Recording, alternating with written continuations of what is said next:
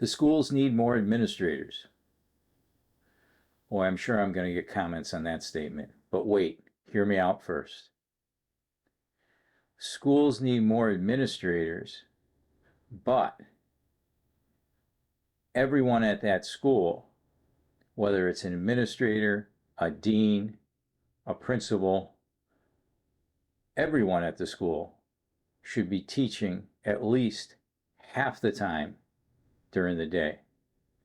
So, for example, my high school has 7 periods a day. Everyone with a teaching certificate at that school should be teaching at least 3 class periods, even the principal. I know. How are they going to get their work done? They have to do their administrative responsibilities. That's fine. We need more administrators. So that means more teachers or more administrators. You need more teachers who will also be administrators, and all administrators will also be teachers. Maybe you have 3 principals. Or you might have, instead of 4 vice principals, you might have 10 vice principals. Eliminate both contracts. There would be no administrative contract. There'd be an instructional contract. That's it. This would eliminate a lot of problems. The number one problem it will eliminate is people making up policies and rules that affect the classroom teacher, because now they will affect everyone. And nobody understands what it's like to be a classroom teacher until you've done it for 3 or more years. Even those classroom teachers who move and become administrators, a year or 2 after they're done, they start forgetting, or they stop caring. It doesn't matter anymore because, hey, they don't have to do that anymore. The paperwork, the policies, the testing, they don't have to deal with it anymore. So everybody needs to be on that equal playing field. And it can be done by eliminating the difference between the teacher and the administrator.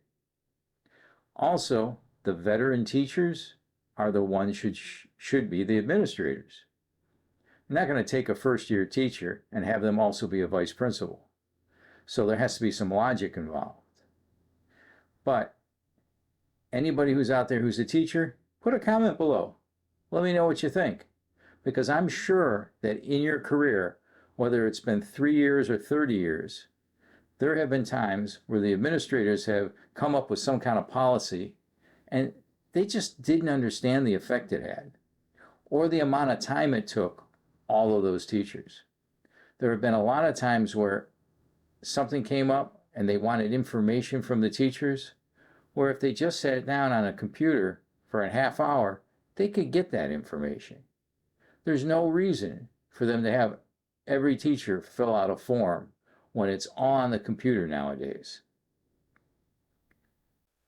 Sorry, the camera died and I had to pick this up again where I left off.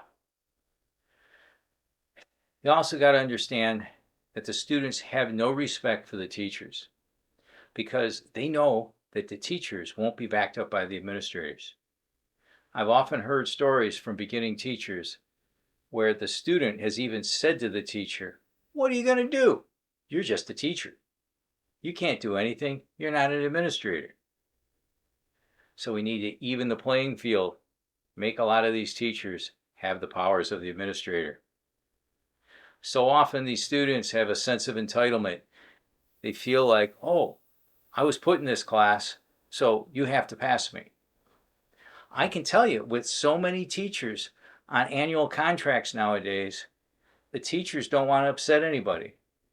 They'll do whatever it takes to just keep everybody happy because they think they need the job. They don't realize that I think they could probably do a lot better someplace else. And some of them wake up a few years later and discover that and leave teaching. Also, everybody's going to be evaluated, and the evaluations should not be done by a single administrator or staff member. There should always be at least 2 staff members or administrators in that classroom watching the same lesson. But that's for another video. And I'm going to have a video on evaluations. So if you haven't seen that one already, check it out.